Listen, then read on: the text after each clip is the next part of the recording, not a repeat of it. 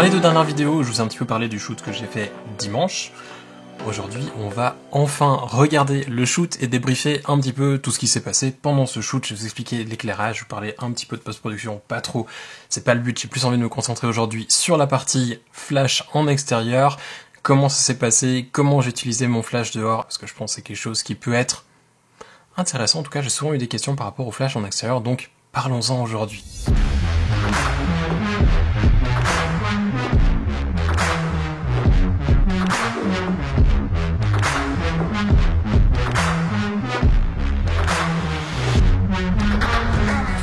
J'espère que vous allez bien.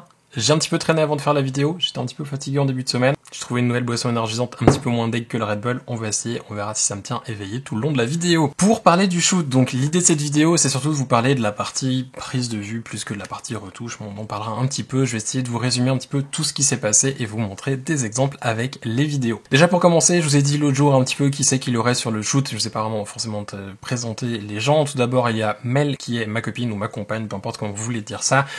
Qui est maquilleuse et c'est donc elle qui est venue sur ce shoot pour faire le make-up et on avait une modèle ou un modèle si vous préférez qui reste une femme. D'après certains docteurs sur YouTube, si on lit le dictionnaire, on devrait appeler une femme modèle un modèle. Je sais pas pourquoi, je dis une modèle et on s'en fout, c'est la même chose, vous comprenez ce que je dis. Le modèle donc en question c'était Louana, j'ai déjà shooté plusieurs fois avec elle au cours de ces dernières années, vous avez peut-être déjà vu sa tête sur mon compte Insta, c'est toujours un plaisir de shooter avec elle parce qu'elle est super cool et que ça se passe toujours bien et qu'elle est toujours motivée pour shooter et pour moi c'est hyper important d'avoir quelqu'un de motivé quand on shoot. Le but pour moi de ce shoot en fait c'était un petit peu de sortir de ma zone de confort parce qu'au début j'étais parti dans l'idée de faire un truc en studio un petit peu pépère comme j'ai l'habitude de faire et puis je me suis dit, finalement, pourquoi pas sortir un petit peu, il fait beau, en plus ça me permettra de retravailler un petit peu plus avec du flash en extérieur, chose que je fais pas forcément régulièrement. Je fais pour des clients, pas forcément pour des projets perso, je me suis dit, essayons de faire ça, ça peut être fun, on va prendre le matériel de studio, donc c'était pour ça, le jour je vous ai dit que j'allais créer le studio dehors, c'était un petit peu mon idée, c'était vraiment de reprendre tous ces éléments du studio et les mettre en extérieur pour avoir quelque chose de différent et devoir aussi faire en fonction des éléments, parce que je vous explique pas le nombre de fois où le fond est tombé par terre pendant ce shoot. Puis en plus de ça, je me suis dit que c'est l'occasion de faire une vidéo, celle d'aujourd'hui, pour vous parler un petit peu du flash en extérieur, parce que je sais que c'est quelque chose qui intéresse beaucoup de monde, mais qui fait aussi peur à beaucoup de monde, et pourtant c'est pas forcément ultra compliqué, il y a juste 2-3 petites astuces à comprendre, à essayer, et à force de travailler, on arrive assez facilement à faire des trucs qui sont cool, en tout cas que je trouve cool, et j'espère que vous trouverez aussi cool. On va commencer en parlant un petit peu de la journée. On s'est retrouvés le matin ici pour la partie maquillage, enfin avant on a pris le petit déj, ensuite on est venu ici. Mel a maquillé Louana, elle a fait un maquillage assez simple, un nude avec une peau qui était bien glowy, c'était vraiment juste ce qu'il fallait. On avait aussi un petit peu d'huile pour le corps, histoire que la peau soit jolie avec le soleil sur tout le corps et pas juste sur le visage.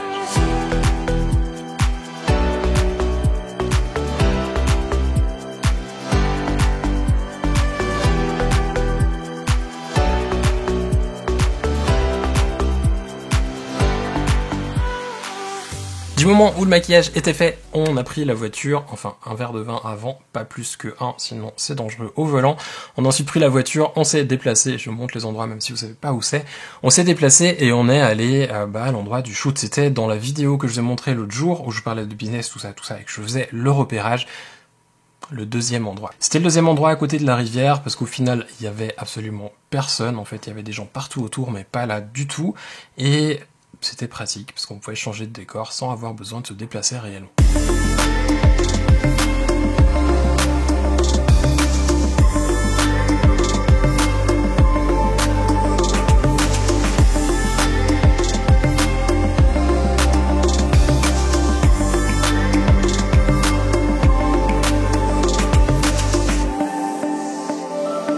Le tout premier look qu'on a fait, j'espère qu'il sera pas censuré par YouTube parce qu'on a une modèle avec un soutien-gorge et avec un pantalon taille haute. Je sens déjà venir que certains vont dire que oh mon dieu, quelqu'un en soutien-gorge, ça devrait être censuré.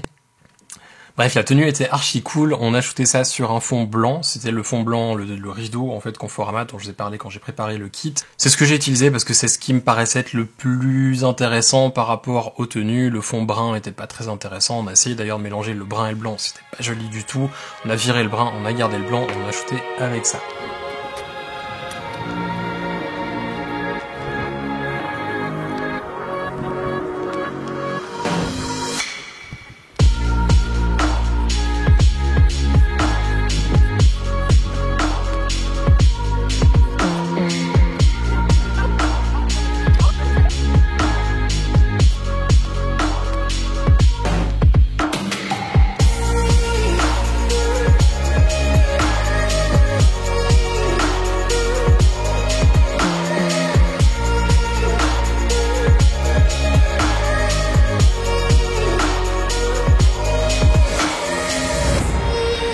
Au niveau de l'éclairage, parlons un petit peu de l'éclairage parce que c'est ça, je pense, qui va être le plus intéressant ici. Il y a plusieurs setups à mes yeux qui marchent assez bien et assez facilement avec le flash en extérieur pour avoir un rendu qui est bien, qui ne fait pas photoshopper, parce que très souvent quand on voit le flash en extérieur, ça se voit qu'il y a du flash et c'est absolument ignoble parce qu'on a l'impression que la personne est collée sur le fond. Donc j'espère pas que vous allez me dire qu'on dirait ça sur mes photos. J'ai essayé de le faire au mieux pour pas trop que ça se voit. Ce que j'ai fait donc sur ce tout premier setup, c'est faire, on va dire, plus ou moins le setup que j'emploie le plus, c'est-à-dire avoir le soleil d'un côté et avoir le flash du même côté. Vous allez me dire que c'est un petit peu bizarre parce que du coup on va être surexposé. Non, on n'est pas surexposé si on gère bien la lumière. Ce que l'on fait, c'est qu'on va en fait déjà placer notre modèle devant le fond, on prend notre appareil et on va le régler de manière à avoir le fond, donc notre scène générale, qui est exposée correctement, et ensuite on va la sous-exposer très légèrement. On enlève plus ou moins un tiers à un diaph entier de lumière en fonction de ce que l'on a envie d'avoir comme résultat. Si vous voulez quelque chose de très dramatique, vous enlevez un diaph entier. Si vous voulez quelque chose d'un petit peu plus léger, un petit peu plus naturel, vous allez enlever juste un tiers, voire 2 tiers de diaph à votre exposition pour la scène. Comment vous avez fait ça? Vous prenez votre flash, vous le mettez du même côté que le soleil, et vous le réglez de manière à avoir une exposition correcte sur votre modèle. Tout simplement. Pourquoi est-ce que ça marche? Ça marche pour plusieurs raisons. La première, c'est que on a une source de lumière qui est motivée. J'appelle ça comme ça, je pense que ça se dit en anglais, je dis pas ça se dit en français. Mais le flash, du coup, il a un sens d'être là et on comprend pas forcément qu'il y a un flash, parce qu'à vrai dire, il a la même direction de lumière que le soleil. Donc il a un sens, on sait pourquoi il y a de la lumière qui vient de ce côté-là, c'est parce qu'on a du soleil et qu'on le comprend. Ce qui va changer par contre, c'est la qualité de la lumière. Au lieu d'avoir une lumière qui est très dure du soleil, on aura quelque chose d'un petit peu plus doux avec un modèle qui est intéressant grâce à notre softbox. Donc c'est pour ça que c'est intéressant d'avoir la softbox ou le flash du même côté que le soleil. C'est quelque chose que j'emploie souvent. Si vous trouvez que le rendu est pas forcément bien, ou alors peut-être que vous avez l'ombre de la softbox sur le visage ou sur le corps de la personne, ou voire même au sol, ce qui arrive aussi assez souvent, vous pouvez même bloquer le soleil avec un grand diffuseur. Alors là, par contre, il va falloir avoir du matériel pour bien ancrer ça au sol, parce que ça va s'envoler facilement, ou avoir quelqu'un qui peut le tenir bien solidement. En l'occurrence, j'y avais pas forcément ça, j'y avais pensé, j'ai hésité, je me suis dit on va commencer simple pour cette première vidéo, donc j'ai pas pris de diffuseur et j'ai travaillé juste avec le flash sans rien qui bloque la lumière du soleil. Mais on pourrait tout à fait le faire. Donc le but ici, c'est vraiment de changer la qualité de la lumière sans changer la direction de la lumière de la scène, et ça pour moi c'est vraiment quelque chose qui est extrêmement important quand on travaille avec du flash en extérieur. Si vous avez le soleil d'un côté, que vous avez votre flash de l'autre, que votre flash vous le transformez en lumière principale pour votre image, ça va être à coup sûr une impression de Photoshop. Dégueulasse. Faut pas dire que c'est dégueulasse, j'aime pas. Pour gagner du temps à l'installation, une chose, si vous avez comme moi un flash qui fait du TTL, en l'occurrence le VLB500 TTL 2.1 Chrome, vous allez prendre votre première photo, donc sans flash, régler le fond. Ensuite, vous allumez votre flash quand c'est réglé, vous le déclenchez une fois en TTL, vous regardez ce que ça donne, vous le passez en manuel, et soit c'est tout bon, vous shootez, soit sinon vous allez l'ajuster, mais comme ça au moins vous avez une première lecture qui est déjà plus ou moins bonne, et ça vous évite d'avoir à chercher pendant 1 heure votre expo. Si vous avez un flashmètre, travailler avec le flashmètre, ça posera pas de problème.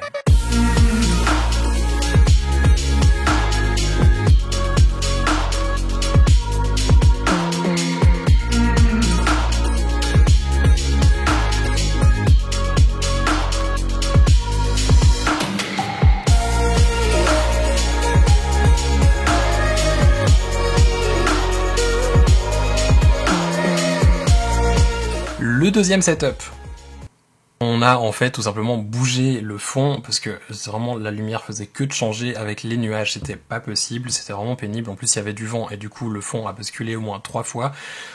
Donc je me suis dit on va le déplacer à un endroit où il prend un petit peu moins le vent et où on va avoir aussi un éclairage différent. Donc cette fois j'ai fait en sorte d'avoir le soleil qui arrive depuis derrière, ça faisait une rim light ou air light si vous préférez, qui est aussi intéressant. Et là au niveau de l'installation du setup c'est un petit peu le même principe qu'avant, sauf que du coup on travaille avec notre flash comme un contre, comme un fil pour vraiment déboucher le visage et pas juste pour changer la qualité de lumière. Ce qui est intéressant ici c'est que c'est un petit peu plus complexe à avoir quelque chose qui se balance bien, parce que très souvent ce qu'on voit sur ce genre de setup c'est qu'on va sous-exposer le fond énormément et ensuite éclairer le modèle, ça va avoir une impression de fake, mais un truc de malade. Encore une fois, c'est comme tout à l'heure, on prend une photo de la scène, on regarde ce qu'on a, quand c'est bien exposé, on sous-expose de un tiers à un diaph entier. Quand on a sous-exposé, on prend notre flash, on déclenche une fois et on l'ajuste pour avoir quelque chose qui est balancé. Chose qui est très importante ici, si vous sous-exposez beaucoup votre fond, c'est là où ça aura l'air vraiment très faux. Ça m'arrive même des fois de ne même pas sous-exposer du tout le fond et de simplement rajouter le flash pour avoir un petit peu de fil sur le modèle de manière à ce qu'on ait l'impression qu'il soit éclairé. Le but ici, c'est finalement qu'on ait un petit peu l'impression que ça pourrait être éclairé par tout simplement la lumière ambiante, parce qu'il y a peut-être un mur, alors pas dans le pré où on était, mais autrement ça pourrait être le cas dans une ville par exemple, on peut avoir l'impression qu'il y a un mur en face qui fait que c'est éclairé parce qu'il y a une réflexion du soleil, ça pourrait être parce qu'on a une chemise blanche, ça pourrait être n'importe quoi, mais quelque chose de crédible, et c'est pour ça que c'est important d'avoir une lumière qui est pas hyper forte, donc on va travailler plutôt avec quelque chose de doux, vraiment. Si vous mettez une lumière dure ici pour déboucher le visage, ça va se voir que c'est faux, c'est pour ça que les petits flash Cobra en général pour ça marche pas forcément super bien, et d'avoir vraiment quelque chose qui est bien balancé. Et en termes de lumière, si le soleil est un petit peu plus d'un côté, généralement ce que je fais, c'est que je mets le flash du même côté aussi. C'est-à-dire que si, par exemple pour moi, j'ai le soleil qui vient de ce côté, je vais mettre mon flash aussi de ce côté, je vais pas le mettre là croisé. Vous pourriez le mettre croisé, c'est pas forcément un gros problème. Personnellement, je préfère le rendu quand ça ne l'est pas, j'ai l'impression que ça a une impression un petit peu plus naturelle. Encore une fois, je laisserai faire vos tests et vous verrez ce qui vous plaît le plus.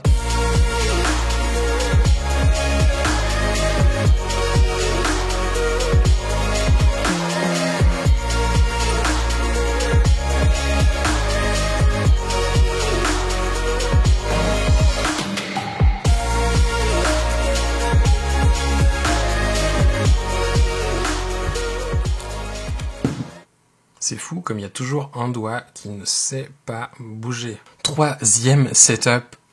On a passé là avec un fond en papier, on a viré le fond en tissu. Alors avec le papier en extérieur, je le retiens, c'est très cool, c'est vraiment galère. S'il y a le moindre vent, il y a tout qui s'envole, c'est vraiment...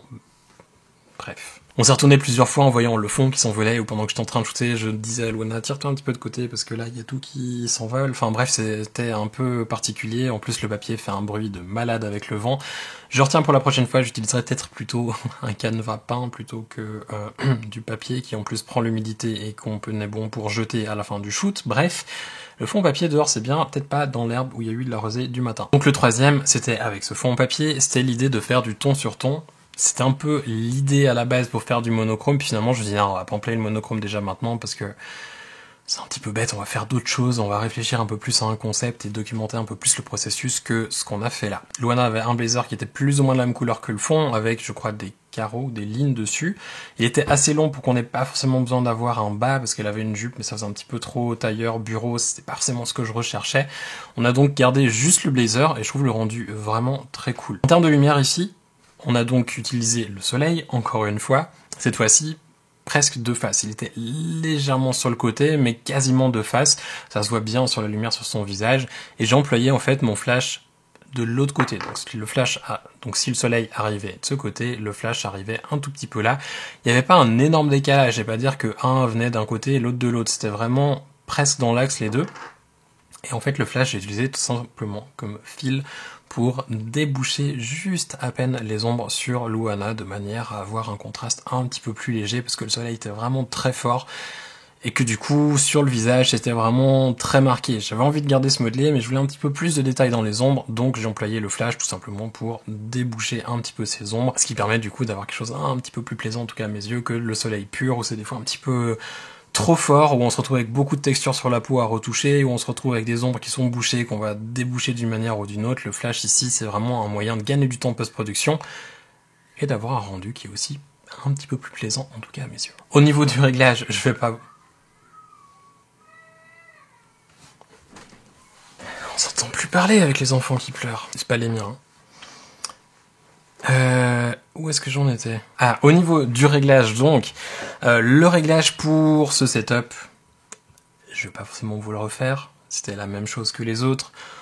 On prend l'appareil, généralement j'utilise en live view pour avoir un aperçu en temps réel de ce que ça donne plutôt que de devoir faire 40 photos, donc je mets en live view, j'ajuste pour le fond. Éventuellement, on sous-expose un petit peu. Ici, je crois que j'avais sous-exposé très légèrement le fond, c'était surtout pour avoir un petit peu de détail dans le ciel, et ensuite j'ai utilisé le flash pour déboucher les ombres qui du coup étaient un petit peu trop marquées, surtout en ayant sous-exposé, les ombres étaient devenues vraiment très profondes sur elles, donc j'ai débouché un petit peu et ça a donné ce que ça a donné.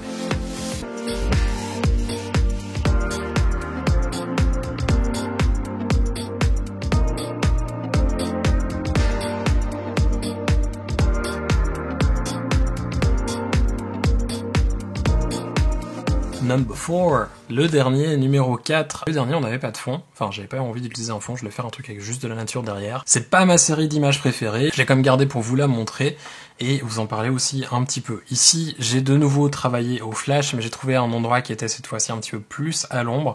On n'avait pas un autre modèle en plein soleil comme pour les autres. C'était aussi pour ça que je voulais vous en parler, parce que du coup, on a une situation qui est peut-être un petit peu plus que vous pouvez rencontrer un jour où c'est nuageux. On a une lumière qui est un petit peu plus plate à la base, et donc là, le flash, c'est très important pour moi qu'il soit assez doux et que la direction soit subtile, on va dire, qu'elle corresponde un petit peu à ce que j'avais déjà sur le visage. C'est un petit peu, à mes yeux, plus compliqué de shooter avec du flash en extérieur quand on a un jour qui est ombragé, un jour qui est couvert, plutôt qu'un jour où on a du soleil. Parce que quand on a du soleil, on peut comprendre pourquoi on a du flash qui arrive, que quand c'est couvert ou quand c'est dans l'ombre, ça peut assez vite avoir l'air fake. Et là, c'est pour ça que je l'ai utilisé plus en tant que fil que vraiment en tant que lumière principale. J'ai plus essayé de donner un petit peu plus de lumière au modèle et puis de déboucher certaines ombres sur elle plutôt que de vraiment donner une impression de joli modelé, de bien travailler sur son visage et tout. C'était vraiment plus l'idée d'essayer de déboucher certaines zones sur son visage qui étaient un petit peu trop foncées à mes yeux.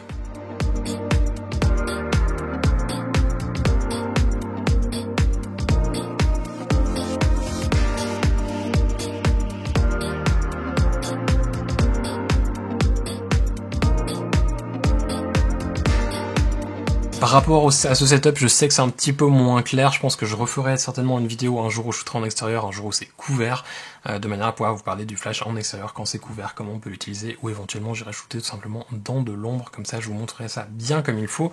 Mais ici, vraiment, le flash était placé de manière très simple, juste sur le côté, en employant le débord, donc vraiment le bord de la boîte qui sort, le fall-off si vous préférez, si vous parlez anglais.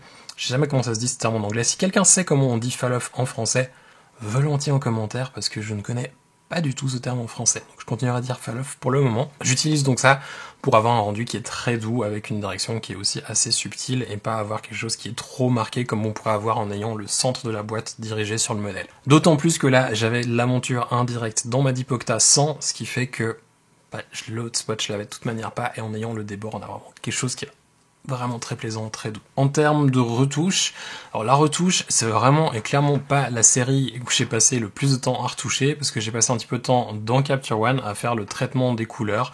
J'avais envie d'avoir quelque chose qui soit assez chouette, qui soit pas avec plein de couleurs dans tous les sens, avec pas forcément du vert qui soit ultra voyant. C'est des fois le problème quand on shoot dans un champ. J'ai utilisé ici les styles de Lotify dans Capture One que j'ai retravaillé un petit peu.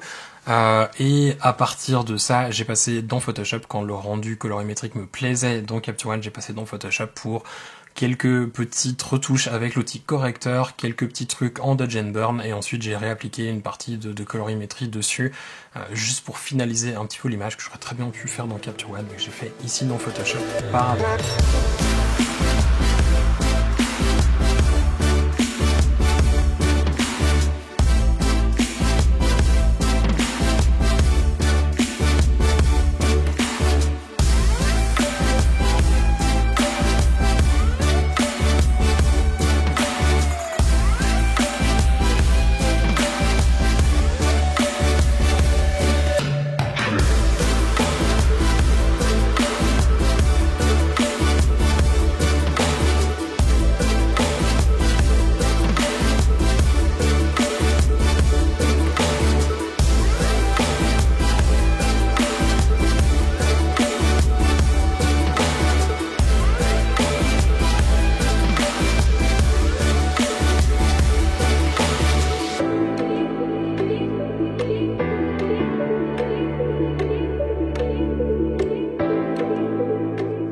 Rien de spécial par rapport à cette retouche, un petit peu d'outils correcteurs, un petit peu de Dodge and Burn et ensuite un travail avec différents outils pour faire un contraste un petit peu plus marqué et retravailler certaines couleurs. Cette fois on a fait le tour, donc je vais aller finir de boire mon truc, regarder la fin parce que à l'heure où je suis en train d'enregistrer il y a encore Jérôme Morin sur Ampara. Je suis en train de regarder un petit peu ça et je vais vous laisser, je vais monter cette vidéo, comme ça je pourrai la mettre en ligne rapidement. Il y a d'autres vidéos qui vont arriver, j'ai envie de vous refaire un petit peu des trucs comme la semaine passée où je me balade un peu plus, où ça peut être un petit peu plus personnel. Aujourd'hui je voulais juste faire cette vidéo rapidement, d'où le fait que j'enregistre depuis mon salon. Vous n'allez pas non plus le perdre de vue complètement, je vais pas être toujours dehors, mais on va changer un petit peu le rythme et le contenu des vidéos. Voilà. Si vous avez d'autres questions par rapport à ce que je vous ai montré dans cette vidéo, n'hésitez surtout pas à laisser un commentaire juste en dessous. S'il y a des trucs qui reviennent un petit peu régulièrement ou que je pense qu'il pourrait être intéressant à retravailler dans une autre vidéo, j'en ferai peut-être une autre vidéo, mais j'ai envie de parler aussi plus de prise de vue. Donc ça va venir petit à petit. Je vous souhaite de passer une belle journée. Avant de partir, n'oubliez pas le petit pouce vers le haut, le petit bouton s'abonner, je crois qu'il est là, la cloche pour les notifications, et je vous dis à bientôt. Ciao!